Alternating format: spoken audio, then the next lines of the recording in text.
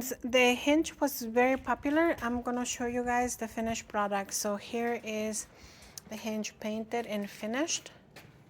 Go ahead. Go ahead. So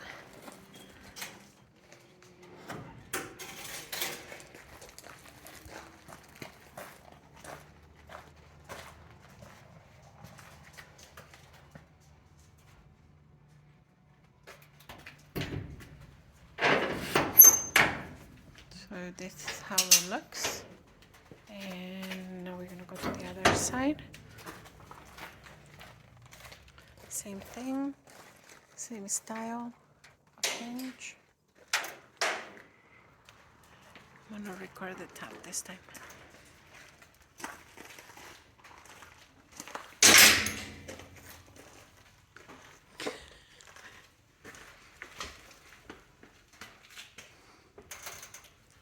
So there it is.